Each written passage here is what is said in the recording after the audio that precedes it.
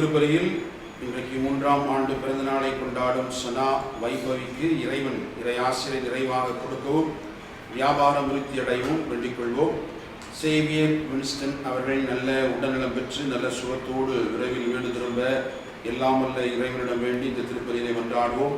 நிர்மலா குடும்பத்திற்கு இறைவன் செய்த அனைத்து நன்மைகளுக்கு நன்றியாகவும், மகன் ஜெரோமிற்கு நிரந்தர வேலை கிடைக்கவும், நல்ல வரன் அமைந்து திருமணம் நடைபெறவும், அனைவரும் உடல் உள்ள நலத்தோடு வாழவும், வீடு கட்டும் பிரச்சனை தீரவும், நினைத்த காரியம் நிறைவேறவும் வேண்டிக் கொள்வோம். கென்னடிச்சேரி திருமண நாளில் இறைவன் செய்த அனைத்து நன்மைகளுக்கு நன்றியாகவும், குடும்பத்தில் அனைவருக்கும் நல்ல உடல் உள்ள நலமும் தொழிலில் எந்த பாதிப்பும் இன்றி சந்தோஷமாக வாழ இறைவன் வரமருள வேண்டும் என்று வேண்டிக் கொள்வோம். பார்பரால், மரி பாஸ்கர், மரி அந்தோனி, தைனேஸ், ராஜேந்திரன், ஜேசு பாக்கியம் ஆகியோருடைய ஆண்மலை பாதலுக்காக ஜெபிப்போம். Madonna Boopalarayan, Winifred Brito, Angel Machado, Matilda, Josephine, Thomas Xavier, Boopalarayan, Pio Dasan, Louis, Douglas Pichaiya ஆகியோருடைய ஆண்மலை பாதலுக்காக ஜெபிப்போம். மலக்கியா, ஸ்டீலோஸ், Rathnasamy Ullavarayar, Matilda Fernando, Emmanuel Fernando, Antony பெர்னாண்டோவுடைய ஆண்மலை பாட்சிக்காக வேண்டிக் கொள்வோம். Manuel Ullavarayan, Lourdammal, Bakkiyam Ullavarayar, Thomas Sebastian Fernando, Chinnarani Fernando அவருடைய ஆண்மலை பாட்சிக்காக வேண்டிக் கொள்வோம். Varghese real estate, Kumar, Varghese Raj, Josephine, ஆனந்த ஜெயா அவருடைய குடும்பத்திற்கு அனைத்து நன்மைகளுக்கு நன்றியாகவும், குடும்ப சமாதானத்திற்காகவும், உடல் உள்ள சுகத்திற்காகவும், பிள்ளைகள் ஞானத்திலும் தெய்வ பக்தியிலும் வளரவும், இழந்த சொத்துக்களை மீட்க வேண்டிக் கொள்வோம். மரிய பாஸ்கரனுடைய ஆண்மலை பாதலுக்காக வேண்டிக் கொள்வோம். தாமஸ் சதானந்தனுடைய ஆண்மலை பாட்சிக்காக திருப்பலியிலே மன்றாடுவோம். ஜோசப் டாக்டர் ராஜன் அவர்கள் குடும்பத்திற்கு அனைத்து நன்மைகளுக்கு நன்றியாகவும், குடும்பத்தில் உள்ள அனைவரும் நல்ல உடல் உள்ள நலத்தோடு வாழவும், குடும்பத் தலைவர் மற்றும் குடும்பத் தலைவருடைய உடல்நலம் அடைய வேண்டிக் கொள்வோம். Amal P Rayan, Fabiola, Irudayasamy, Jasmine, Robert Jerry இவருடைய ஆண்மலை பாட்சிக்காகவும் மற்றும் குடும்பத்தில் மறைத்த அனைத்து ஆன்மாக்கள் இழைப்பாறுதலுக்காகவும், புத்தரிக தளத்தில் ஆன்மாக்கள் இழைப்பாறுதலுக்காக வேண்டிக் கொள்வோம். ஜென்கின்ஸ், பெர்னாண்டஸ், சேவை, தாமஸ், ஜார்டினா மேரி, இருதயசாமி இவருடைய ஆண்மலை பாறுதலுக்காகவும் திருப்பலியிலே மன்றாடுவோம். தந்தை, மகன், தூய ஆவியாரின் பெயராலே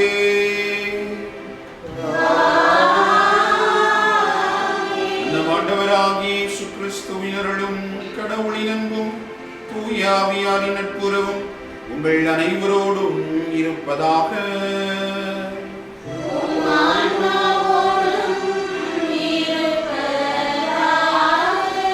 ஆண்டவர் இயேசு கிறிஸ்துவுக்குள் அருமையான சகோதரிகளே, சகோதரர்களே, உங்கள் எல்லாருக்கும் இனிய காலை வணக்கத்தை மகிழ்வோடு தெரிவித்துக் கொள்கிறேன். இந்த ஞாயிறு கடன் திருப்பலிக்கு உங்கள் எல்லாரையும் அன்போடு வரவேற்கிறேன். பெந்தகோஸ்தே பெருவிழா அல்லது தூய ஆவியார் பெருவிழா என்று அழைக்கப்படக்கூடிய தாய் திருவை கொண்டாடுகிற மிக முக்கியமான விழாக்களுள் ஒன்றான இந்த பெந்தகோஸ்தே பெருவிழாவை இந்த நாளிலே நாம் கொண்டாடி மகிழ தாய் திருவை நமக்கு அழைப்பினை விடுக்கிறது. தூய ஆவியானவர் ஒளியப்பட்டார், வல்லமை வெளிப்பட்டது, தாய் திருவை பிறந்தது. இந்த சமூகத்தில் இயேசு ஆண்டவர் விரும்பிய அனைத்து நன்மைத்தனங்களும் ஏதோ ஒரு வடிவில் கடவுளின் விருப்பப்படி செயல்பட ஆரம்பித்தது. இதுதான் பெந்தகோஸ்தே பெருவிழாவினுடைய அடிப்படை சிந்தனையாக அமைந்திருந்தது.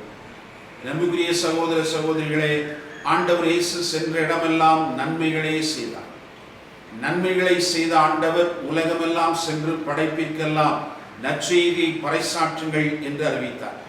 இந்த நற்செய்தி ஏதோ இறைவனுடைய வார்த்தை மட்டுமல்ல, மாறாக ஆண்டவர் இயேசு செய்த அனைத்து நன்மைத்தனங்களும் சீடர்கள் வழியாக, கடவுளால் தேர்ந்து கொள்ளப்பட்டவர்கள் வழியாக, ஏன் ஆவியானுடைய வல்லமையை பெற்று திருமொழியின் வழியாக தன்னை கடவுளுடைய பிள்ளைகளாக இணைத்துக் கொண்ட அனைவருடைய வழியாகவும் இந்த சமூகத்திலே நன்மைத்தனங்கள் வெளிப்படுத்தப்பட வேண்டும் என்பது இறைவனுடைய திருவுளம். இந்த நாளில் ஆண்டவருடைய ஆவியானுடைய வல்லமை பொழியப்பட்டது. அனைவரும் உறுதி பெற்றவர்களாக இந்த நன்மைத்தனங்களை உலகமெங்கும் சென்று அடைவதற்கு தங்களையே அர்ப்பணித்துக் கொண்ட ஒரு நாளாக அமைந்திருக்கிறது. இந்த நாளிலே நாம் கடவுளை போற்றுவோம், புகழ்வோம், நன்றி செலுத்துவோம். இரண்டாம் சுதனாகிய அந்த ஆண்டவர் இயேசுடைய வழியில் பரிசுத்த ஆவியானுடைய வல்லமை பெற்ற பிள்ளைகளாக இந்த சமூகத்திலே நாமும் ஆவியானுடைய அபிஷேக வல்லமை பொழிவிற்காக இந்த திருப்பலியிலே நம்மையே நாம் ஒப்புக் கொடுத்து வேண்டுவோம். கடவுளுடைய அருள்கரம் நம்மையும் நமது தேசத்தையும் இந்த உலகத்தையும் ஆண்டு வழி நடத்தட்டும். ஆவியானுடைய அருள் பொழிவினால் தீமைகள் அனைத்தும் மக்கள் உள்ளங்களிலிருந்தும் இந்த சமூகத்திலிருந்தும் அகலட்டும். புதிய வாழ்வு பிறக்கட்டும். புதிய எண்ணங்களோடும் புதிய சிந்தனைகளோடும் மக்கள் எல்லாரும் இன்புற்றிருக்க பரிசுத்த ஆவியானுடைய அருள் கேட்டு இந்த திருப்பலியிலே நம்பிக்கையோடு நாம் கொண்டாடுவோம். தகுதியான உள்ளத்தோடு இந்த பலியை கொடுப்போம். நம்முடைய பாவங்களுக்காக மனம் வருந்துவோம்.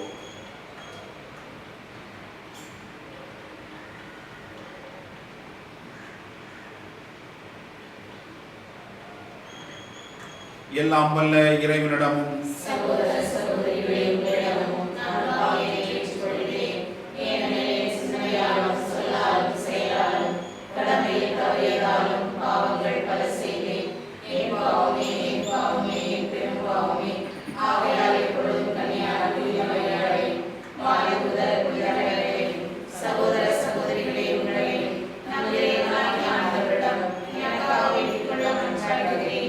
இறைவன் மீது இரக்கம் வைத்து நம் பாவங்களை எல்லாம் மன்னித்து நம்மை வாழ்வுக்கு அழைத்து செல்வாராக.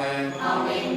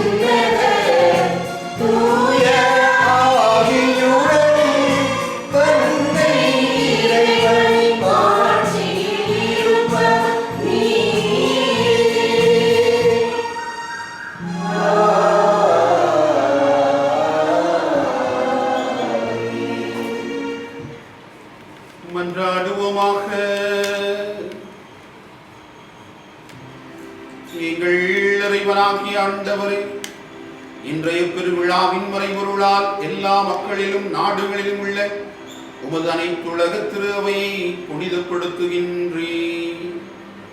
உலகின் எத்திக்கிலும் தூயாவியாரின் கொடைகளை பொழிந்து நற்செய்தி முதலில் அறிவிக்கப்பட்ட காலத்தினில் செய்தது போல இக்காலத்திலும் தூயாவியாரின் அருளால் நம்பிக்கையாளரின் இதயங்களை நிரப்புவீராக. உம்மோடு தூயாவியாரின் ஒன்றைப்பில் இறைவனாய் என்றென்றும் வாழ்ந்து ஆட்சி செய்கின்ற எங்கள் ஆண்டவரும் உம் திருமகனுமாகிய இயேசு கிறிஸ்து வழியாக உம்மை மன்றாடுகின்றோம்.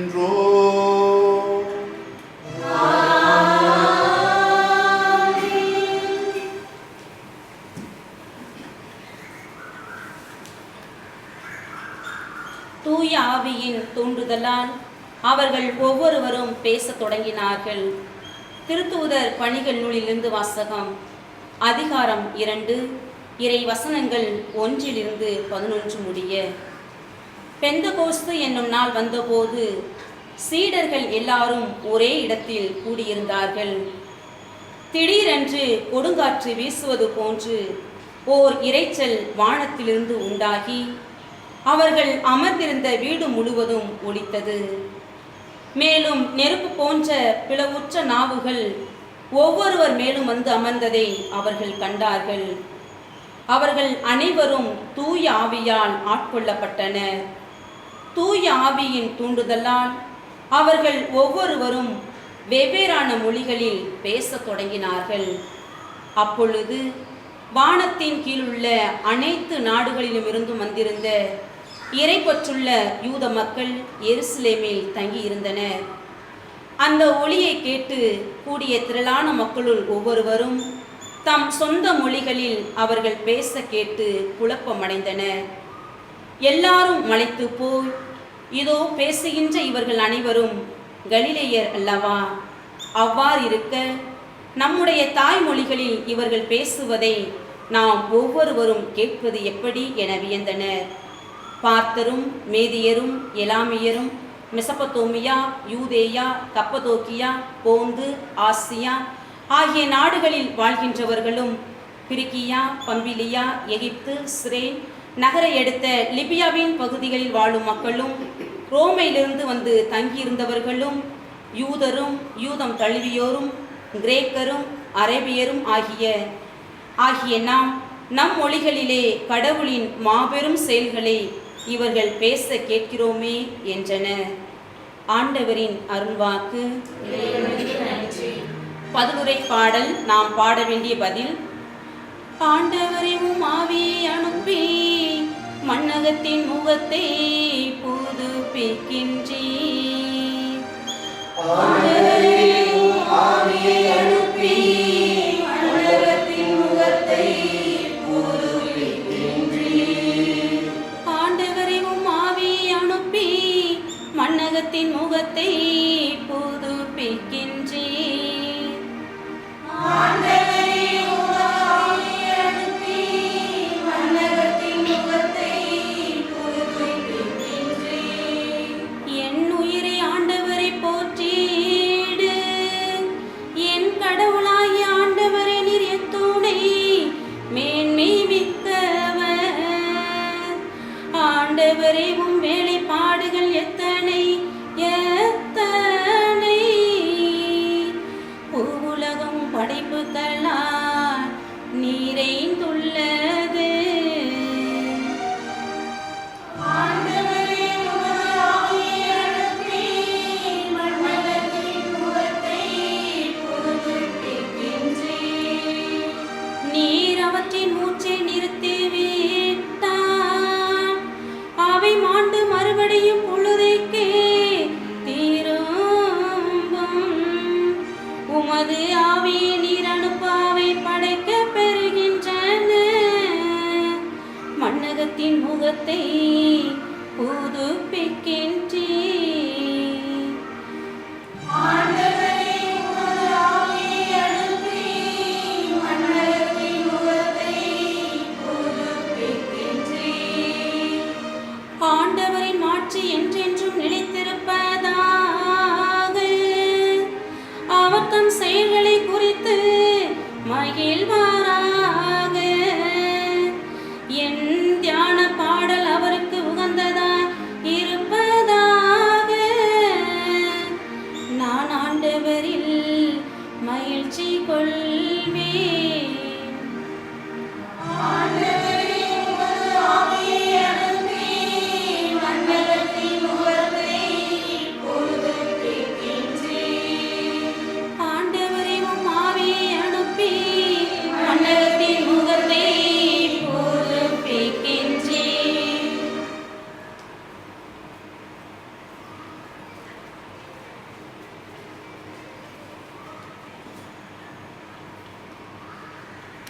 இரண்டாம் வாசகம்.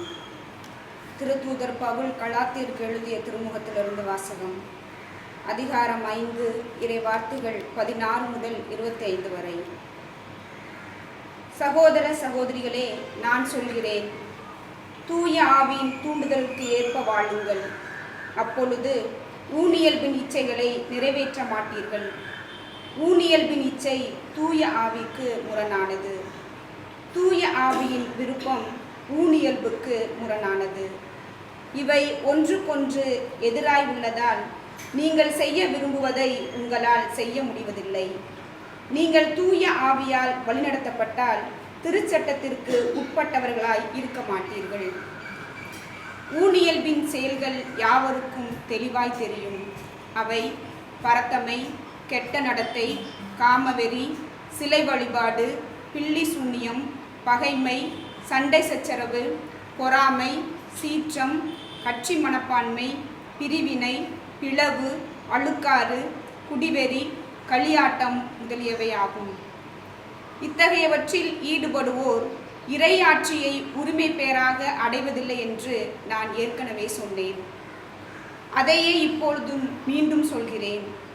ஆனால் தூய ஆவியின் கனியோ அன்பு, மகிழ்ச்சி, அமைதி, பொறுமை, பரிவு, நன்னயம், நம்பிக்கை, கனிவு, தன்னடக்கம் என்பவையாகும். இவை உள்ள இடத்தில் திருச்சட்டத்திற்கு இடமில்லை. கிறிஸ்து இயேசுவுக்கு உரியவர்கள் தங்கள் ஊனியல்பை அதன் இழி உணர்ச்சிகளோடும் இச்சைகளோடும் சேர்த்து சிலுவையில் அறைந்து விட்டார்கள். தூய ஆவியின் துணையால் நாம் வாழ்கிறோம். எனவே அந்த ஆவி காட்டும் நெறியிலேயே நடக்க முயல்வோம். ஆண்டவரின் அருள்வாக்கு.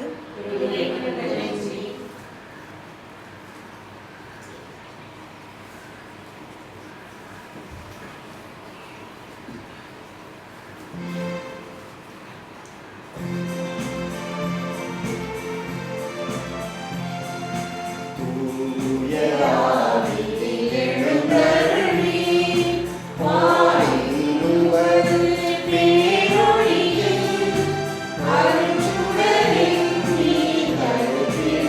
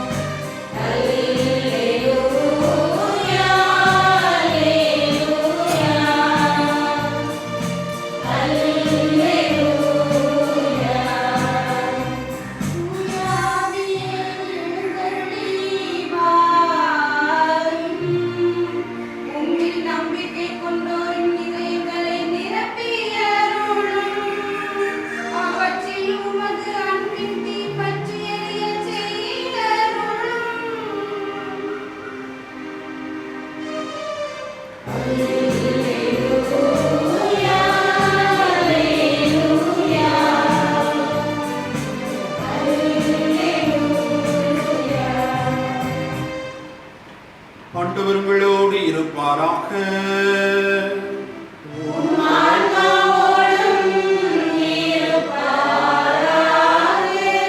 யோவான் எழுதிய தூய நற்செய்தியிலிருந்து வாசகம்.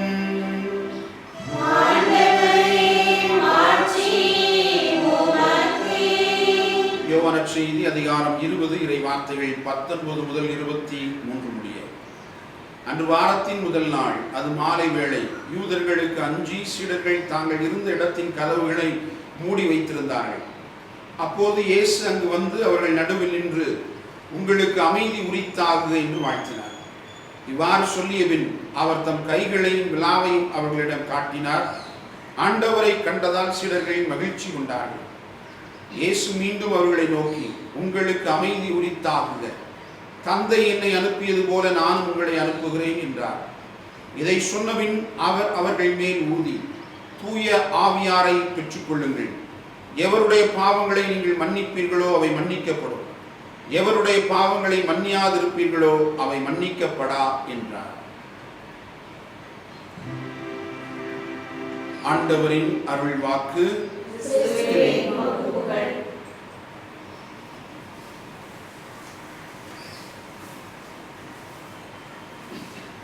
ஆண்டவரே இயேசு கிறிஸ்துவுக்குள் அருமையான சகோதரிகளே, சகோதரர்களே, உங்கள் எல்லாருக்கும் மீண்டும் இனிய காலை வணக்கத்தை மகிழ்வோடு தெரிவித்துக் கொள்ளுகிறேன்.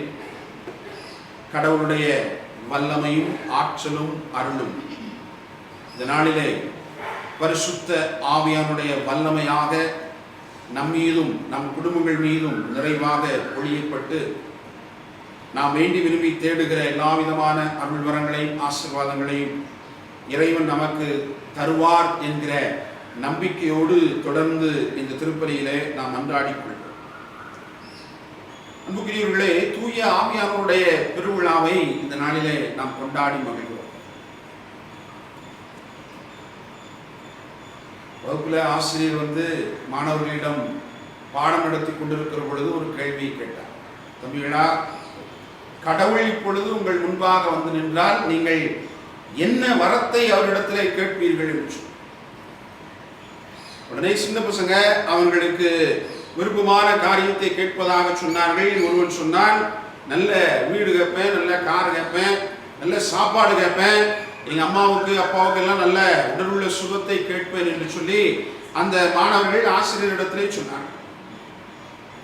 உடனே ஆசிரியர் அவர்களுக்கு சொல்லிக் கொடுப்பார், தம்பிகளா அப்படிலாம் கேட்கக்கூடாது. கடவுள் வருகிற பொழுது அப்படியெல்லாம் கேட்கக்கூடாது. அவர்களிடத்திலே நீங்கள் என்ன கேட்கணும் அப்படின்னு சொன்னா, ஆண்டவரே எனக்கு நல்ல அறிவை தாரும், நல்ல புத்தியை தாரும். அந்த அறிவு புத்தி எதை வைத்துக் கொண்டிருந்தோம் என்று சொன்னால் நீங்கள் எதை வேண்டுமானாலும் பெற்றுக்கொள்ளலாம் என்று சொல்லி அந்த மாணவர்களுக்கு அவர் கற்றுக் கொடுத்தார். உடனே ஒரு மாணவன் இருந்துச்சான், சார் யார் யார்கிட்ட எது இல்லையோ அதைத்தான் கேட்க முடியும். நீங்கள் அறிவை கேட்க சொல்லுகிறீர்கள், அது உங்க விருப்பம். எங்களுக்கு எது இல்லையோ அதைத்தான் நாங்கள் கடவுளிடத்திலே கேட்போம் என்று அவன் புத்திசாலித்தனமாக அந்த ஆசிரியருக்கு பதில் கொடுத்தான். என் அன்புக்குரிய சகோதர சகோதரிகளே, கடவுளிடத்திலே நாம் பலவற்றை கேட்கிறோம். ஆனால் நாம் கேட்க வேண்டியது ஒன்றே ஒன்று என்று நாம் விவிலியத்திலே வாசிக்கிறோம். ஆண்டவர் இயேசுவும் நமக்கு அதை கற்றுக் கொடுக்கிறார். கடவுள் இன்றைக்கு நமக்கு முன்பாக வந்து நின்றாலும் இல்லாவிட்டாலும் கடவுளிடத்திலே போய் நாம் வேண்டுகிற பொழுது ஒன்றை மட்டும் நாம் கேட்காமல் இருக்கவே கூடாது. அது என்னன்னு சொன்னால் லூக்கா நற்செய்தி 11ஆம் அதிகாரம் 13வது வசனத்துல நாம் வாசிக்க கேட்கிறோம், விண்ணக தந்தை தம்மிடம் கேட்போருக்கு தூய ஆவியானவரை கொடுப்பது உறுதி என்கிற நம்பிக்கை செய்தியாக அந்த வார்த்தை அமைந்திருக்கிறது. அப்போ விவிலியம் நமக்கு கற்றுக் கொடுக்கக்கூடிய பாடம், நாம் ஆண்டவரிடத்திலே கேட்கிற பொழுது, கடவுளிடத்திலே கேட்கிற பொழுது அது வேண்டும் இது வேண்டும் என்று நம்மிடத்திலே எது இல்லையோ அதை கேட்காமல் எல்லாவற்றையும் நமக்கு தருகிற தூய ஆவியானவரை நாம் கொடையாக கேட்டு பெற்றுக்கொள்ள வேண்டும். அப்படி கேட்கிற பொழுது அவர் நமக்கு அவரை தருவது உறுதி என்று சொல்கிறார். என் அன்புக்குரியவர்களே, மறைக்கல்வி வகுப்புல பாடம் எடுத்துக் கொண்டிருந்த ஆசிரியர் மாணவர்களிடத்திலே கேட்டார், தூய ஆவியானவரை குறித்து உங்களுக்கு தெரியுமா? தெரியாது. தூய ஆவியானவர் எப்பொழுது வருவார்? எனக்கு தெரியும் அப்படின்னு ஒருத்தன் கை தூக்கணும். எப்பண்டா வருவாரு? 5 வருஷத்துக்கு ஒருக்க வருவாரு. தூய ஆவியானவர் 5 வருடங்களுக்கு ஒரு முறை வருவார்.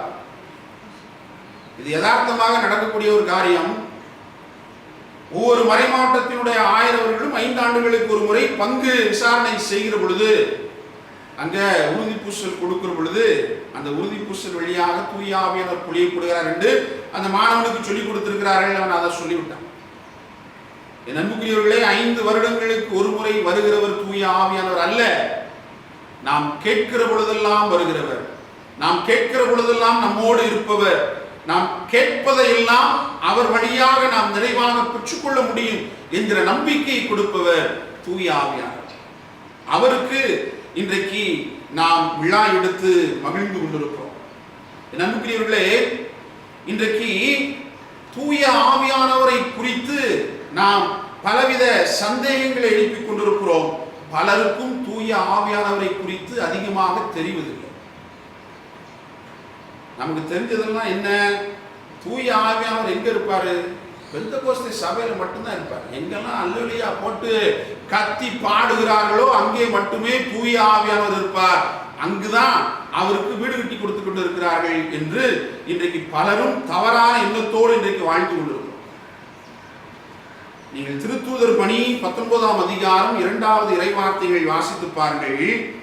பவுல் எபேசு நகருக்கு சென்று அங்கே இருந்த மக்கள் மத்தியிலே பேசிக் கொண்டிருக்கிற பொழுது அவர் கேட்கக்கூடிய கேள்வி, நீங்கள் நம்பிக்கை கொண்ட பொழுது தூய ஆவியானவரால் ஆட்கொள்ளப்பட்டீர்களா என்கிற கேள்வியை கேட்கிறார். அவர்கள் உடனே பவுலடிகளார் சொல்லுகிறார்கள், தூய ஆவியா அது என்ன எங்களுக்கு தெரியாதே என்று அவர்களிடத்திலே கேட்பதாக அந்த வார்த்தை அமைந்திருக்கிறது. என் அன்புக்குரியவர்களே, 2000 ஆண்டுகளுக்கு முன்பாக கூட தூய ஆவியானவரை பற்றிய சிந்தனை, தூய ஆவியானவரை பற்றிய ஞானம், தூய ஆவியானவரை பற்றிய அறிவு இல்லாமல் இருந்தது என்பது உண்மை.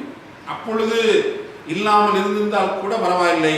இன்றைக்கும் இவ்வளவு வளர்ச்சி அடைந்த சூழலிலும் கூட நாம் தூய ஆவியானவரை குறித்து அறியாதவர்களாக இந்த சமூகத்திலே வாழ்ந்து கொண்டிருக்கிறோம். என் அன்புக்குரியவர்களே, யார் இந்த தூய ஆவியானவர் என்பதை குறித்து நாம் சிந்தித்து பார்ப்போம் என்று சொன்னால், நீசேயா விசுவாச பிரமாணம் நமக்கு அருமையாக எடுத்து சொல்லுகிறது. பிதாவினின்றும் சுதனின்றும் புறப்படும் ஆண்டவரும் உயிர் அளிப்பவருமான பரிசுத்த ஆவியானவரை நம்புகிறோம். பிதாவினின்றும் சுதனின்றும் புறப்படும் ஆண்டவரும் உயிரளிப்பவருமான பரிசுத்த ஆவியானவரை நம்புகிறோம். என் அன்புக்குரியவர்களே, மூவொரு கடவுளை நாம் விசுவசிக்கிறோம். ஒரே கடவுளாக இருந்தாலும் கூட 3 நிலைகளில் 3 விதமான பணிகளை செய்வதாக அவர்கள் பணிக்கப்பட்டிருக்கிறார்கள். அதுல மிக முக்கியமான ஒரு பணி உயிரளிக்கக்கூடிய பணி. இந்த பணியை செய்பவர் தூய ஆவியானவராக இருக்கிறார் என்பதை விவிலியத்திலே நாம் வாசிக்க கேட்கிறோம். எசேக்கியேல் இறைவாக்கினர் புத்தகம் 37ஆம் அதிகாரம் 5வது இறைவார்த்தையில நாம் வாசிக்கிறோம், நான் உங்களுக்குள் உயிர் மூச்சை புகச் செய்வேன், நீங்கள் உயிர் பெறுவீர்கள். எசேக்கியேல் இறைவாக்கினர் புத்தகத்திலே நாம் வாசிக்கக்கூடிய இந்த இறைவார்த்தை ஆவியானவரை குறித்து அருமையாக சொல்லுகிறது. உயிரளிக்கக்கூடிய வல்லமை கொண்டவராக தொடக்க நூல் புத்தகத்திலே இதை வாசிக்கிறோம். தந்தை கடவுள் தன்னுடைய எண்ணத்தில் இதையெல்லாம் உருவாக்க வேண்டும் என்று ஆசைப்படுகிற பொழுது வார்த்தையாக வெளியே சொல்லுகிறார். தண்ணீர் உருவாகட்டும், வானம் உருவாகட்டும், நிலம் உருவாகட்டும் என்று சொல்லி அங்கே உருவாக்கக்கூடியவர், உயிரளிப்பவராக அங்கே பரிசுத்த ஆவியானவர் இருந்தார் என்பதை நாம் வாசிக்கிறோம். நீர்த்திரளின் மேல் ஆவியானவர் அசைவாடி கொண்டிருந்தார்.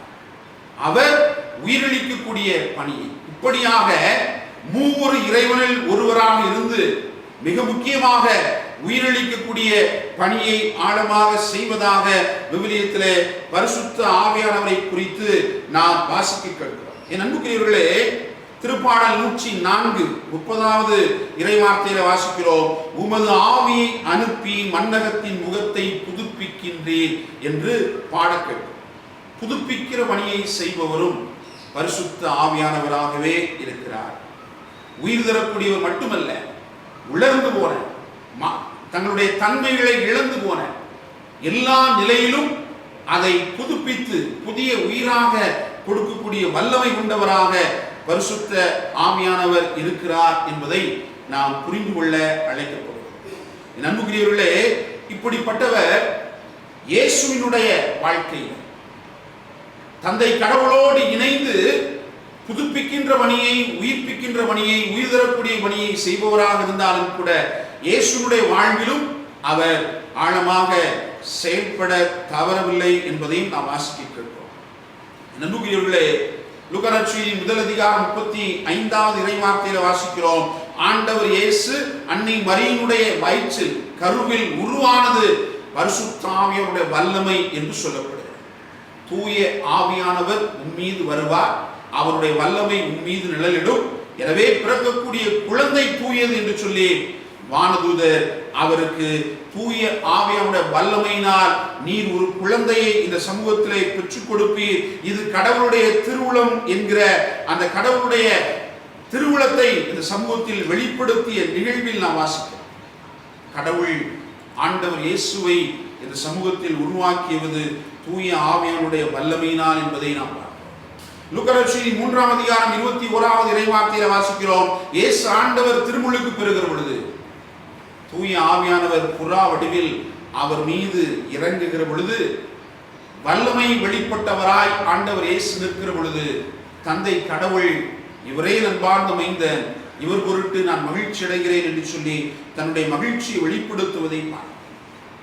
லூக்கா நற்செய்தி 4ஆம் அதிகாரம் 22வது இறைவார்த்தையிலே வாசிக்க கேட்கிறோம்.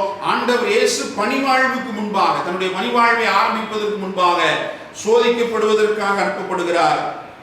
அப்பொழுது என்ன சொல்லப்படுகிறது? ஆவியானுடைய வல்லமையோடு அவர் பாலை நிலத்திற்கு அழைத்து செல்லப்படுகிறார். அவர் தனி ஆளாக விட்டுவிடவில்லை. இயேசு தனியாளாக சோதிக்கப்படுவதற்கு அங்கே அனுப்பப்படவில்லை. மாறாக பரிசுத்த ஆவியானுடைய வல்லமையோடு அவர் துணையாராம் தூய ஆவியானவரோடு பாலை நிலத்திற்கு அழைத்து செல்லப்படுவதை பார்க்கிறோம். லூக்கா நற்செய்தி 4ஆம் அதிகாரம் 14வது இறைவார்த்தையில மீண்டுமாக நாம் வாசிக்கிறோம். ஆவியானவருடைய வல்லமை கொண்டவராய் கலிலேயாவிற்கு ஆண்டவர் இயேசு திரும்புகிறார். பாலைவன சோதனை முடித்த பிறகு ஆவியானுடைய வல்லமையோடு அவர் கலிலேயாவுக்கு திரும்புகிறார். திரும்புகிற பொழுது அவர் சொல்லுகிற முதல் வார்த்தை லூக்கா நற்செய்தி 4ஆம் அதிகாரம் 18வது இறைவார்த்தையில வாசிக்கிறோம். ஆவியானுடைய வல்லமை என்மேல் உள்ளது, ஆண்டவரின் ஆவி என்மேல் உள்ளது, ஏனெனில் அவர் என்னை அருள் பொழிவு செய்திருக்கிறார். எதற்கு? எளியோருக்கு நற்செய்தி சொல்ல, சிறைப்பட்டோருக்கு விடுதலை கொடுக்க, குருடருக்கு பார்வை வழங்க, ஒடுக்கப்பட்ட மக்களுக்கு உரிமை வாழ்வை வழங்க, ஆண்டவர் அருள் தரும் ஆண்டினை விளக்கமிட்டு அறிவிக்க என்று சொல்லி தான் எதற்காக சோதிக்கப்பட்டு புடமிடப்பட்டாரோ அதிலே நிலைத்திருந்தவராய் ஆவியானுடைய வல்லமையோடு அவர் மீண்டுமாக என்ன நன்மைத்தனத்தை இந்த சமூகத்தில் செய்ய வேண்டும் என்று சொல்லி கடவுள் விருப்பப்பட்டாரோ அதை செய்வதற்கு நான் ஆவியானவரால் அபிஷேகம் செய்யப்பட்டிருக்கிறேன் என்று சொல்லி தன்னுடைய உள்ளத்தில் இருக்கக்கூடிய ஆவியானுடைய வல்லமை ஆண்டவர் இயேசு வெளிப்படுத்துவதை பார்க்கிறோம். எனவேதான் ஆண்டவர் தன்னுடைய பணிவாழ்வு முழுவதுமாக சென்ற இடமெல்லாம் நன்மைகளே செய்தார். அது ஒரு சிலருக்கு உணவாக கிடைத்தது, ஒரு சிலருக்கு புதிய வாழ்வாக கிடைத்தது, ஒரு சிலர் நடக்க முடிந்தது, ஒரு சிலர் பல்வேறு விதமான வியாதிகளிலிருந்து நோய்களிலிருந்து விடுதலை பெற்றுக் கொண்டவர்களாய் இருந்தார்கள்.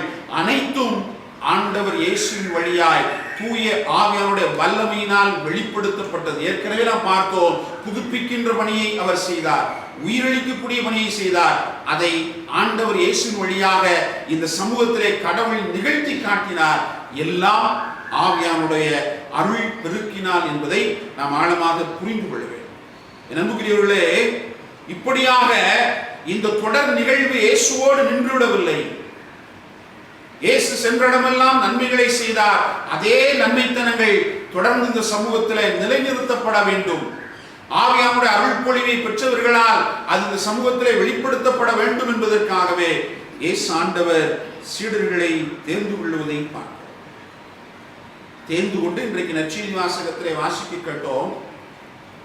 3 ஆண்டுகள் தன்னோடு பயணப்பட்டவர்கள் தன்னுடைய இறப்பிற்கு பிறகு அறைகளுக்குள் முடங்கிக் கொள்ளுகிற பொழுது, பயந்து நடுங்கிக் கொண்டிருக்கிற பொழுது, அவர்களுக்கு வல்லமை ஊட்டுவதற்காக ஆண்டவர் இயேசு அவர்களுக்கு முன்பாக தோன்றி உங்களுக்கு அமைதி உரித்தாக என்று சொல்வதோடு மட்டுமல்லாமல் அவர்கள் மீது ஊதி ஆவியானவரை பெற்றுக்கொள்ளுங்கள் என்று சொல்லி துணையாளராம் தூய ஆவியானவரை அவர்களுக்குள் அனுப்புவதை பார்க்கிறோம்.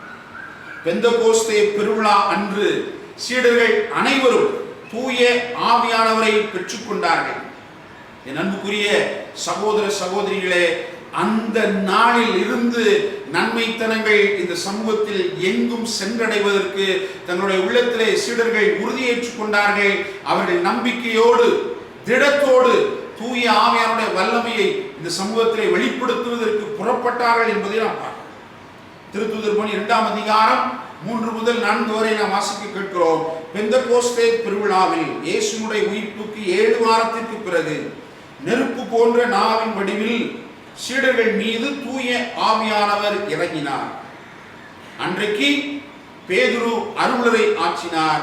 ஏறக்குறைய 3000 பேர் திருமுழுக்கு பெற்று மனம் திரும்பினார்கள். அன்றைக்கே திருச்சபை உதயமானது என்று நாம் விவிலியத்திலே வாசிக்க கேட்கிறோம். என் அன்புக்குரிய சகோதர சகோதரிகளே, இப்படியாக விவிலியம் முழுவதுமாக மூவொரு இறைவன் வாழ்விலே தன்னையும் ஒருவராக இணைத்துக் கொண்டு தான் என்ன பணியின் வழியாக இந்த சமூகத்திலே வெளிப்படுத்தப்பட வேண்டும் என்று கடவுள் விரும்பினாரோ அந்த பணி வழியாக பரிசுத்த ஆவியானவர் இந்த சமூகத்திலே தன்னை வெளிப்படுத்தி கொண்டே இருக்கிறார் என்பதை நாம் உணர தவறக்கூடாது. இயேசுவுடைய சீடர்களுடைய வாழ்வில் வெளிப்படுத்தப்பட்ட அதே ஆவியானவர் இன்றைக்கு நம் வாழ்வில் நாம் பெறுகிற திருமுழுக்கின் வழியாக, உறுதி பூசல் வழியாக நம் மீது பொழியப்பட்டு தொடர்ந்து அவர் செயலாற்ற வேண்டும் என்பதுதான் கடவுளுடைய விருப்பமாக அமைந்திருக்கிறது என்பதை நாம் தெளிவாக உணர்ந்து கொள்ள வேண்டும். ரோமேயருக்கு எழுதிய திருமுகத்திலே 8ஆம் அதிகாரம் 9வது இறைவார்த்தையில நாம் வாசிக்க கேட்கிறோம். கிறிஸ்துவின் ஆவியை கொண்டிராதோர் அவருக்கு உரியோர் அல்ல என்று சொல்லப்படுகிறது. திருமுழுக்கின் வழியாக யாரெல்லாம் ஆவியானுடைய அருள் பொழிவை பெற்றுக் கொண்டார்களோ அனைவருமே கடவுளின் பிள்ளைகளாக, கிறிஸ்துவுக்கு உரியவர்களாக தங்களை மாற்றிக்கொண்டார்கள். எனவே கிறிஸ்துவுக்கு உரியவர்களாக கிறிஸ்து விட்டு சென்றிருக்கக்கூடிய பணிகளை சீடர்கள் தொடர்ந்தார்கள். தொடர்ந்து நாமும் ஆற்ற வேண்டும் என்பதற்காகவே பரிசுத்த ஆவியானவர் நம் மீது பொழியப்பட்டார் என்கிற உண்மையை நாம் ஒருபோதும் மறந்து போகக்கூடாது. என் அன்புக்குரியவர்களே, ரோமேயருக்கு எழுதிய திருமுகத்திலே 8ஆம் அதிகாரம் 14வது இறைவார்த்தையில நாம் மீண்டுமாக வாசிக்க கேட்கிறோம். கடவுளின் ஆவியானவரால் இயக்கப்படுகிறவர்களே கடவுளின் மக்கள் என்று அழைக்கப்படுவார்கள் என்று சொல்லப்படுகிறது.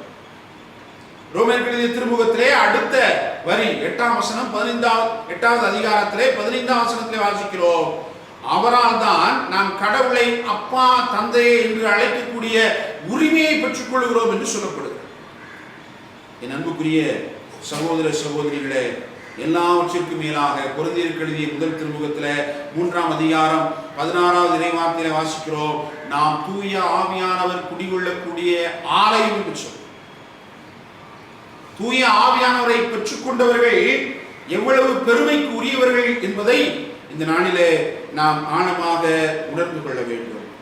எனவே நாம் ஆலயம் என்று சொன்னார், நமக்குள் தூய ஆவியானவர் குடிகொண்டிருக்கிறார் என்பதை நம்புவோம் என்று சொன்னால் நாம் எப்படிப்பட்ட வாழ்வை இந்த சமூகத்திலே வாழ வேண்டியவர்களாக இருக்கிறோம் என்பதை நாம் புரிந்து கொள்ள வேண்டும்.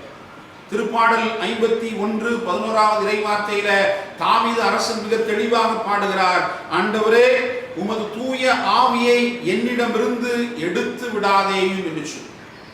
ஒவ்வொரு நாளும் நாம் கடவுளிடத்திலே மன்றாட வேண்டிய ஜெபம் இதுவாக இருக்க வேண்டும். அதிலும் குறிப்பாக இந்த பரிசுத்த ஆவியானுடைய பெருவிழாவை கொண்டாடி மகிழ்கிற இந்த நாளிலே நம் ஒவ்வொருடைய வேண்டுதலும், ஆண்டவரே உம்முடைய ஆவியானுடைய வல்லமையை என்னிடமிருந்து எடுத்து விடாதே. ஆவியானுடைய வல்லமை நமக்குள் இல்லை என்று சொன்னால் நாம் ஒன்றுமில்லாதவர்களாக மாறிப்போவோம், உலர்ந்த எலும்பாக மாறிப்போவோம், உயிரற்றவர்களாக மாறிப்போவோம். உயிர் கொடுப்பவரும் உலர்ந்த எலும்புகளை உயிருள்ள எலும்புகளாக மாற்றுபவரும் நம்மை பரிசுத்தப்படுத்துபவரும் புனிதப்படுத்துபவரும் புதுப்பிப்பவரும் இந்த தூய ஆவியானவராக இருக்கிற காரணத்தினாலே ஒவ்வொரு நாளும் நாம் ஆண்டவரை சந்திக்கிற பொழுது நாம் கேட்க வேண்டிய கேள்வி இதுவாக இருக்கிறது, ஆண்டவரே என்னிடமிருந்து தூய ஆவியானுடைய வல்லமையை அகற்றி விடாது. கடவுள் அகற்றப் போவதில்லை, நாமே ஒரு சில நேரங்களிலே இந்த தூய ஆவியானுடைய வல்லமையை நமக்குள் செயல்பட விடாமல் தடுத்து விடுகிறோம் என்பதுதான் உண்மை. அது எப்பொழுது நடக்கிறது? இன்றைக்கு 2ஆம் வாசகத்திலே வாசிக்க கேட்டோம், நாம் தூய ஆவியானவரால் இயக்கப்படுகிறவராக இல்லாமல் இந்த உலக ஆவியால் இயக்கப்படுகிறவர்களாக இருக்கிற பொழுது, தீமையான ஆவிகளால் நாம் இயக்கப்படுகிறவர்களாக இருக்கிற பொழுது, தூய ஆவியானுடைய கனிகளை மறந்து வாழுகிற பொழுது, ஊனியல்பினுடைய சிந்தனைகளுக்குள் நம்மையை உட்புகுத்திக் கொள்ளுகிற பொழுது, தூய ஆவியானவர் நமக்குள் இருந்தும் அவர் செயல்படாதவராக மாறிப்போம். எனவே தூய ஆவியானவரை செயல்பட வைப்பதும் அவர் செயல்படாமல் இருப்பதும் நமது வாழ்வை பொறுத்து என்பதை நாம் தெளிவாக உணர்ந்து கொண்டோம் என்று சொன்னார். தூய ஆவியானவரை பெற்றுக்கொண்ட பேதுரு வெளிப்படுத்திய முதல் அருளுரையை கேட்ட மக்கள் 3000 பேர் மனம் திரும்பியதைப் போல நம் ஒவ்வொருடைய வாழ்வும் பிறருடைய மனம் திரும்புதலுக்கான வாழ்வாக நிச்சயமாக இருக்கும். நம் ஒவ்வொருடைய வாழ்வும் பிறருடைய நன்மைத்தனங்கள் வெளிப்படுத்துவதற்கான ஒரு வாய்ப்பாக வாழ்வாக அது அமைந்திருக்கும். நம் ஒவ்வொருடைய வாழ்வும் நிச்சயமாக இந்த சமூகத்தில் பிறருக்கு உகந்த வாழ்வாக, பிறருக்கு வாழ்வு கொடுக்கக்கூடிய ஒரு வாழ்வாக அது அமைந்திருக்கும் என்பதில் எந்த விதமான சந்தேகமும் இல்லை.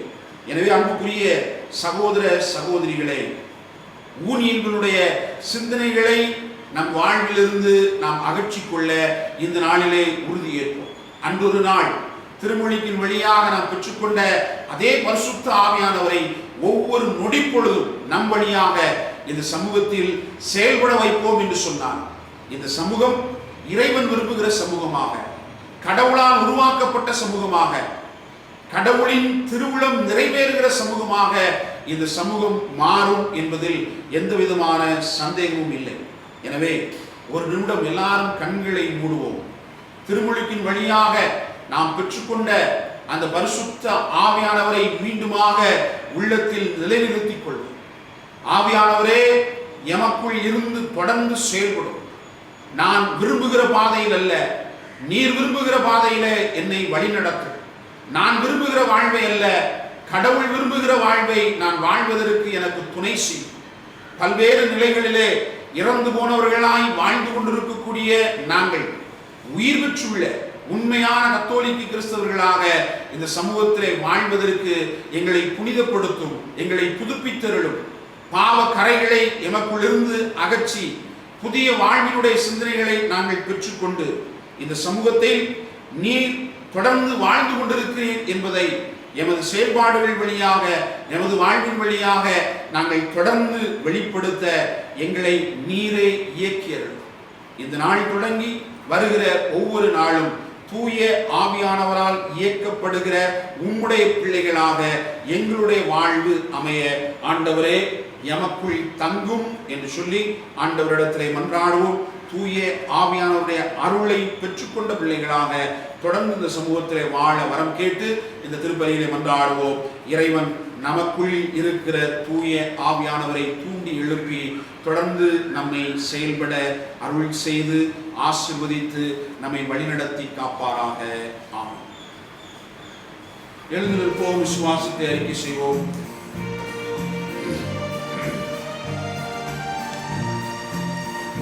Yeah.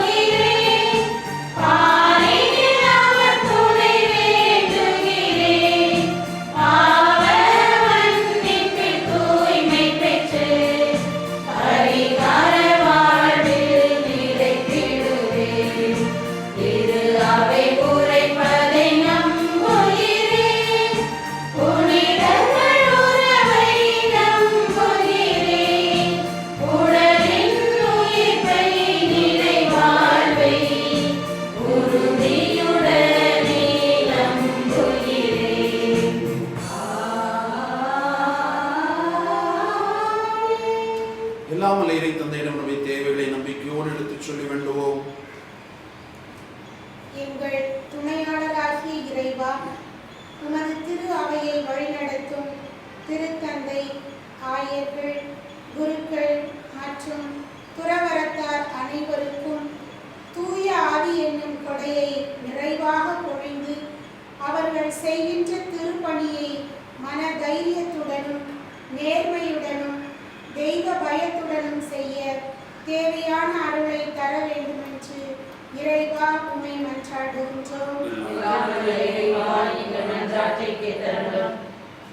ஒற்றுமையின் இறைவா, அகில உலக திரு அவையிலும் என் பங்கிலும் உள்ள பிளவுகள் வேறுபாடுகள் அனைத்தையும் கலைந்து இறை மக்கள் அனைவரும் ஒற்றுமையோடு வாழ்ந்து உம்முடைய அன்புக்கு சான்று பகர தேவையான தூய ஆவியின் கொடையை தந்து வழிநடத்த வேண்டுமென்று ஆண்டவரே உம்மை மன்றாடுகிறோம்.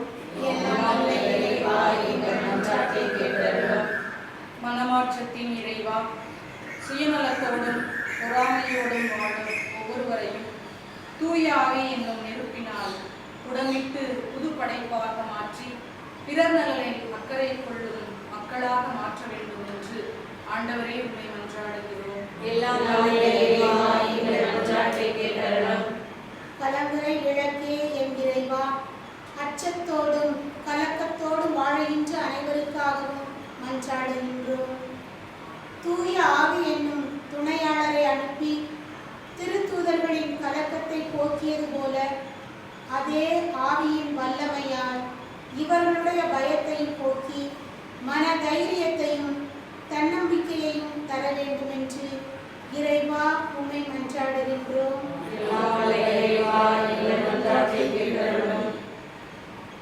தாயின் தந்தையுமான இறைவா, மது தெய்வீக திருப்பலியை இந்த காணொலி வழியாக கண்டு கொண்டிருக்கும் ஒவ்வொரு மக்களையும் நீ நிறைவாக ஆசிர்வதியும். மது ஆவியின் அருட்படைகளால் அவர்கள் ஒவ்வொருவரை நிறைத்து வாழ்வில் எல்லா வளமும் நலமும் பெற்று மகிழ்வோடு வாழக்கூடிய நல்ல சூழலை தந்திட வேண்டும் என்று இறைவா உம்மை மன்றாடுகிறோம்.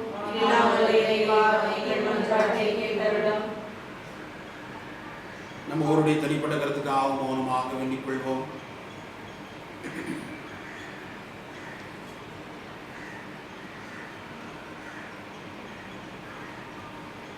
இந்த மன்றாட்டுக்களை நாம் எங்கள் ஆண்டவரும் இரட்சகருமான இயேசு கிறிஸ்துவின் இனி நாமத்திலே பார்த்து கெஞ்சி மன்றாடுகிறோம். ஜீவனுள்ள நல்ல பிதாவே, ஆமென்.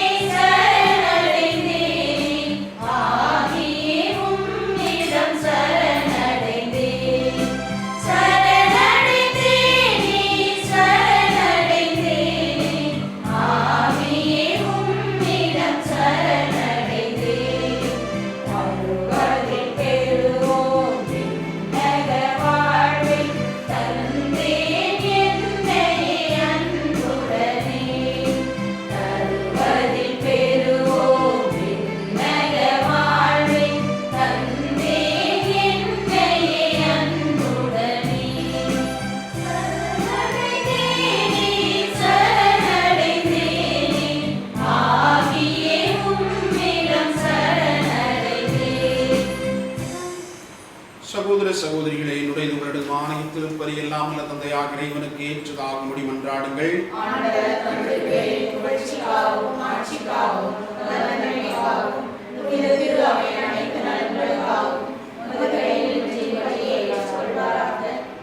ஆண்டவரே, திருமகனின் வாக்குறுதிக்கு ஏற்ப தூயாவியாரின் பலியின் மறைவுண்மைகளை எங்களுக்கு மிக தெளிவாக வெளிப்படுத்த உம்மை வேண்டுகின்றோம்.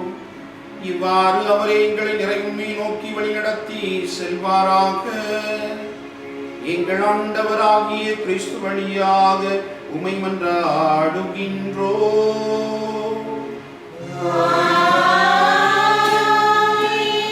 ஆண்டவர் உங்களோடு இருப்பாராக.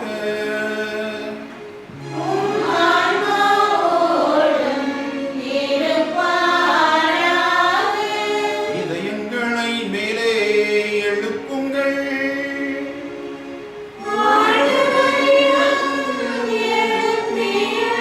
நம் இறைவனாகிய ஆண்டவருக்கு நன்றி கூறுவோம்.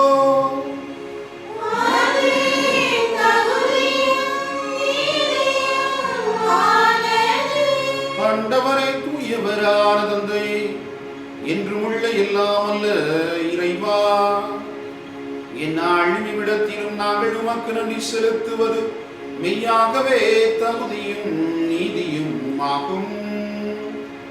எங்கள் கடமையும் மீட்புக்குரிய செயலுமாகும். ஏனெனில் நீ பாஸ்கா மறைபொருளை நிறைவுறச் செய்கின்றீர். உம்முரே திருமகனோடு உறவு கொள்வதால் உரிமை பேரான மக்களாக நீர் ஏற்றுக்கொண்டவர்களுக்கு இன்று தூய ஆவியாரை வழங்கினீர். திரு அவை பிறந்த அந்த நாளிலேயே அதே ஆவியார் எல்லா மக்களுக்கும் இறையறிவை ஊட்டினார். பல்வேறு மொழி பேசும் மக்களை ஒன்று சேர்த்து ஒரே நம்பிக்கை அவரே அறிக்கையிட செய்தருளினார். ஆகவே பாஸ்கா மகிழ்ச்சி அனைத்துலையும் மாந்தர் அனைவரும் மக்களிக்கின்றனர். அவ்வாறே ஆற்றல் மிக்கோரும் அதிகாரம் கொண்ட தூதர்களும் உமது மாட்சியை புகழ்ந்து அக்களித்து ஆர்ப்பரித்து பாடுவதாவது: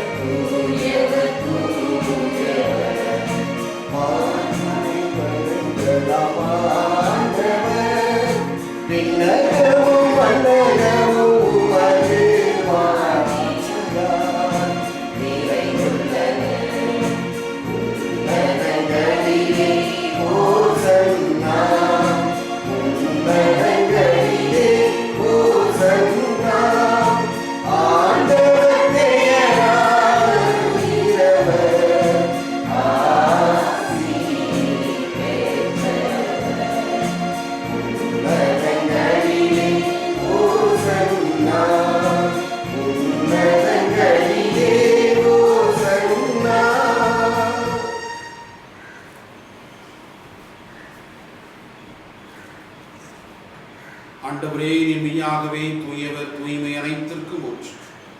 ஆகவே உம்முடைய ஆவியை பொழிந்து இக்காணிக்கைகளை தூய்மைப்படுத்த உம்மை வேண்டுகிறோம். இவ்வாறு எங்கள் ஆண்டவர் இயேசு கிறிஸ்துவின் உடலும் இரத்தமுமாக எங்களுக்கு இவை மார்பனவாக. அவர் பாடுபட உள்ளம் கனிந்து தம்மை கையளித்த போது அப்பத்தை எடுத்து நன்றி செலுத்தி அதை விட்டு தம் சீடர்களுக்கு அளித்து கூறியதாவது: அனைவரும் இதிலிருந்து பெற்று உண்ணுங்கள், ஏனெனில் இது உங்களுக்காக கையளிக்கப்படும் என் உடல்.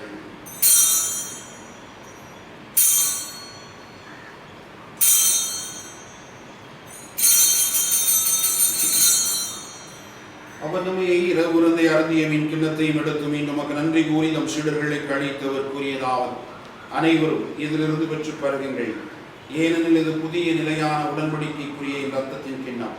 இது பாவ மன்னிப்புக்கென்று உங்களுக்காகவும் பலருக்காகவும் சிந்தப்படும். இதை என் நினைவாக செய்யுங்கள்.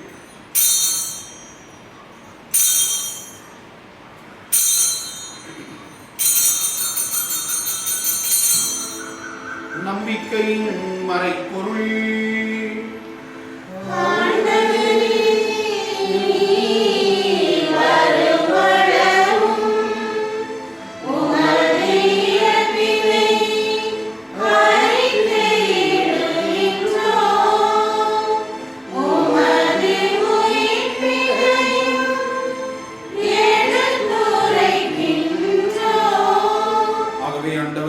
கிறிஸ்துவின் இறப்பினை உயிர்ப்பினை நினைவு கூர்ந்து வாழ்வு தரும் அப்பத்தை மீட்பளிக்கும் கிண்ணத்தை ஒப்புக் கொடுக்கின்றோம். உம் திருமுன்று உமக்கு ஊழிய தகுந்தவர்களை எங்களை ஏற்றுக்கொண்டீர். எனவே உமக்கு நன்றி செலுத்துகின்றோம்.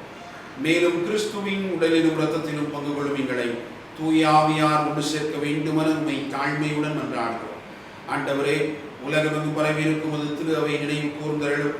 எங்கள் திருத்தந்தை பிரான்சிஸ், எங்கள் ஆயர் மீது ஆண்டனி சாமி ஆண்டகை, எல்லா திருநிலையினராக அனைவரோடும் உமது திரு அவை அன்பில் நிறைவு பெறச் செய்தல். உயிர்த்தெழும் எதிர்நோக்குடன் துயில் கொள்ளும் எங்கள் சகோதர சகோதரிகளையும் இந்த நாளில் நாம் நினைவு கூர்ந்து ஜெபிக்கிற எல்லாரையும், எங்கள் குடும்பங்களிலே இறந்து போன ஒவ்வொருவரையும், இந்த சமூகத்தில் இறந்து யாராலும் நினைவுறப்படாத ஒவ்வொரு ஆன்மாவையும், உத்திரிக்க தளத்தில் இருக்கக்கூடிய எல்லா ஆன்மாக்களையும் ஆண்டவரே நீர் நினைவு கூர்ந்து உமது திருமுக ஒளியினுள் ஏற்றருளும். எங்கள் அனைவர் மீதும் இரக்கமாயும். கடவுளின் கன்னித்தாயான புனித மரியா, அவருடைய கணவரான புனித யோசேப், புனித திருத்தூதர்கள், என் பாதுகாவலர் புனித சவேரியார், இவ்வுலகில் உமக்கு உகந்தவராய் இருந்தோர் ஆகிய புனிதர் அனைவரோடும் நாங்கள் நிலை வாழ்வில் பங்கு கொள்ளும் தகுதி பெற்று உம் திருமகன் இயேசு கிறிஸ்து வழியாக உம்மை புகழ்ந்தேத்து வரவருள உம்மை மன்றாடுகிறோம். இவர் வழியாக இவரோடு இவரில் எல்லாம் வல்ல இறைவனாகிய தந்தையே, தூய ஆவியாரின் ஒன்றிப்பில் எல்லா புகழும் ஆட்சியும் என்றென்றும் உமக்கு உரியதே.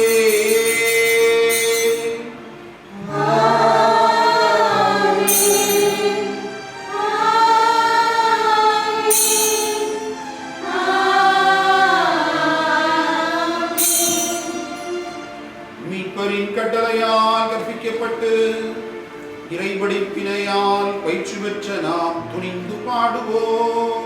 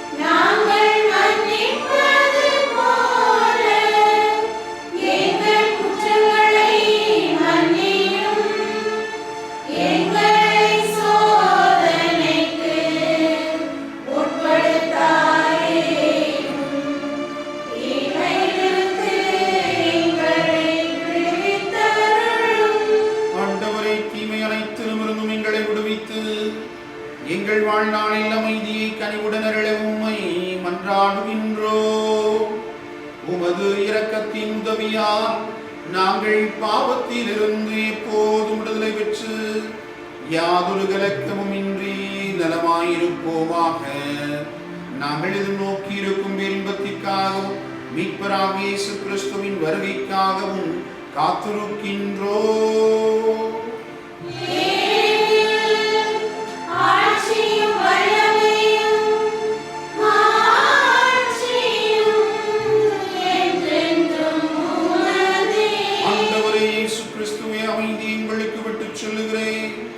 என் அமைதியை உங்களுக்கு அளிக்கிறேன் என்றும் திருத்தூதர்களுக்கு மொழிந்தீரே. எங்கள் பாவங்களை பாராமல் உமது திருவையின் நம்பிக்கையை கண்ணோக்கி உமது திருவுளத்திற்கு ஏற்பதற்கு அமைதியை ஒற்றுமையையும் அளித்தருள்வீராக. என்றென்றும் வாழ்ந்து ஆட்சி செய்கின்றவர் நீரே.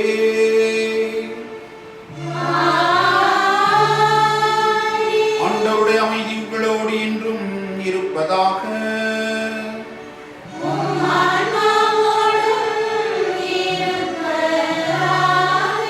ஒருவருக்கொருவர் அமைதியை பகிர்ந்து கொள்வோம்.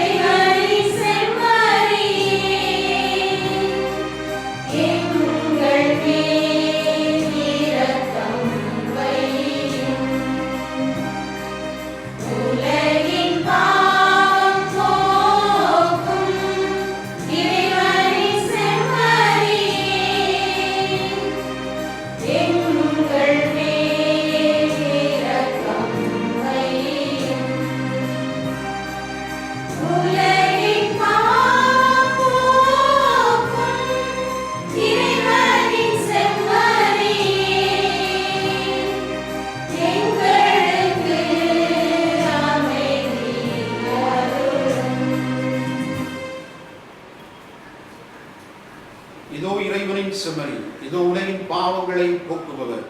செம்மறியின் விருந்திற்கு அழைக்கப் பெற்றோர் பேர் பெற்றோர்.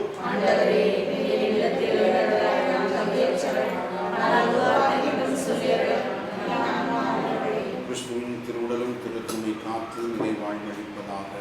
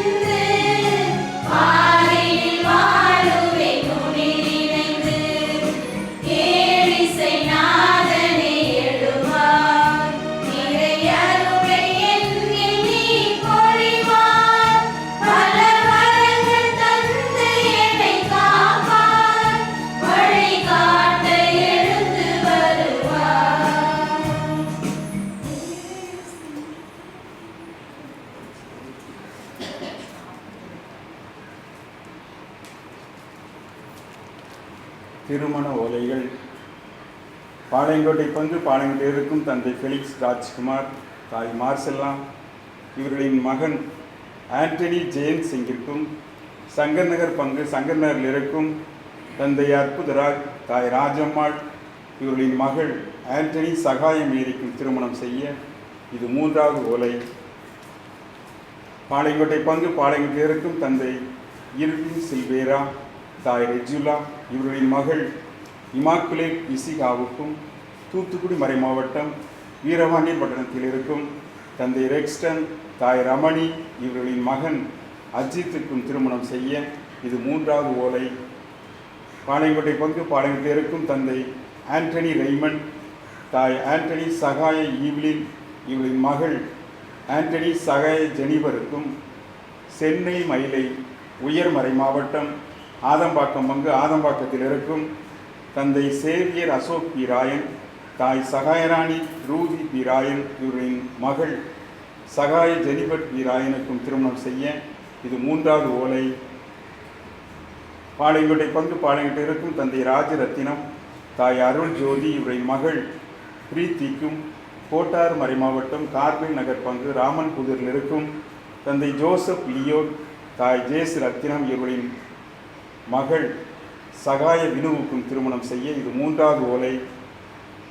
பாளையங்கோட்டை பங்கு பாளையங்கோட்டை இருக்கும் தந்தை சேவியர் பெர்னாண்டோ, தாய் சேவியர் மெடோனா, இவர்களின் மகள் வினிஃப்ரெட் திரவியாவுக்கும் தூத்துக்குடி மறை மாவட்டம் ஆறுமுகநேரி பங்கு ஆறுமுகநேரியில் இருக்கும் தந்தை ஜான்சன் பெர்னாண்டோ, தாய் ஆர்ச் ஏஞ்சல் பூரணி, இவர்களின் மகன் இன்ஃபென்ட் பிரசாந்துக்கும் திருமணம் செய்ய இது 3வது ஓலை. பாளையங்கோட்டை பங்கு பாளையங்கோட்டை இருக்கும் தந்தை சந்தான பிச்சை பெர்னாண்டோ, தாய் அமலி ஜோஸ்லின், இவர்களின் மகன் சில்வஸ்டர் அருள் வசந்துக்கும் தூத்துக்குடி மறை மாவட்டம் குரூஸ்புரம் பங்கு குரூஸ்புரத்தில் இருக்கும் தந்தை அமிர்த வின்சென்ட் எட்வின், தாய் ஜெசிந்தா ஜான்சி ராணி, இவர்களின் மகள் சில்வரிஸ் லோவிசாவுக்கும் திருமணம் செய்ய இது 2வது ஓலை. பாளையங்கோட்டை பங்கு பாளையங்கோட்டை இருக்கும் தந்தை சகாய ஜோசப் சேவியர் ஜான்சன், தாய் ஹெனிஸ்டா, இவர்களின் மகள் இன்ஃபென்ட் பிரான்சிஸ் திரிசாவுக்கும் ஜவஹர் நகர் பங்கு சிதம்பரம் நகரில் இருக்கும் தந்தை லோயலா இக்னேசியஸ், தாய் ஹெலன் இவர்களின் மகன் ஜேசு ஜெபஸ்டின் லாராவுக்கும் திருமணம் செய்ய இது 3வது ஓலை. பாளையங்கோட்டை பங்கு சமாதானபுரத்தில் இருக்கும் தந்தை மணி, தாய் ருக்மணி இவர்களின் மகன் ஸ்டீபன் ராஜுக்கும், தூத்துக்குடி மறை மாவட்டம் ஜெயசிராஜபுரத்தில் இருக்கும் தந்தை மரியதாஸ், தாய் புஷ்பலதா இவர்களின் மகள் மரிய லோஷினிக்கும் திருமணம் செய்ய இது 3வது ஓலை. இத்திருமணங்களில் ஏதாவது விக்கினங்களை அறிந்தவர்கள் பங்கு தந்தைக்கு தெரியப்படுத்தவும்.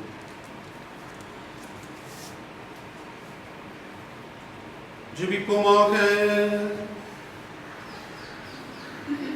விண்ணக கொடைகளை உமது திரு அவைக்கு தாராளமாய் வழங்கும் இறைவா, நீர் எமக்களித்துள்ள அருளையின் பாதுகாத்தருள உம்மை வேண்டுகின்றோம். இவ்வாறு தூய ஆவியால் பொழிந்துள்ள கொடை என்னும் வலிமை நாங்கள் பெற்றுக்கொண்டு அந்த வலிமையோடு இந்த ஆன்மீக உணவால் நிலையான மீட்பு எங்களில் வளர்வதாக எங்கள் ஆண்டவராகிய கிறிஸ்து வழியாக உம்மை மன்றாடுகின்றோம்.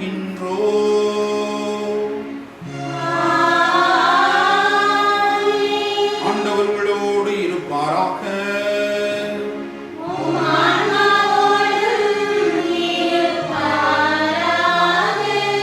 சீடர்களின் மனங்களில் துணையாளராம் தூய ஆவியாரை பொழிந்து ஒளிர்மிக்க திருவுளம் கொண்ட ஒளிகளின் தந்தையாகிய இறைவன் தமது ஆசியால் உங்களை மகிழ்வுறச் செய்து அதே ஆவியாரின் கொடைகளால் உங்களை என்றும் நிரப்புவாராக.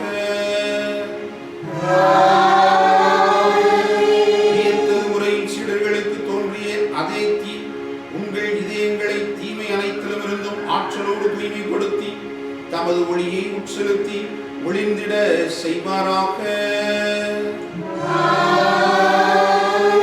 பல்வேறு மொழியினரை ஒரே நம்பிக்கை அறிக்கையில் ஒருங்கிணைக்க திருவிழம் கொண்ட அவர் உங்களை அதே நம்பிக்கை நிலைத்திருக்க செய்து அதன் வழியாக நீங்கள் எதிர்நோக்கி இருப்பதை கண்டடைய செய்வாராக. இறைவன் தந்தை, மகன், தூய ஆவியார் உங்களுக்கு ஆசி வழங்குவாராக. சென்று வாருங்கள், திருப்பலி நிறைவேறிற்று. அல்லேலூயா, அல்லேலூயா.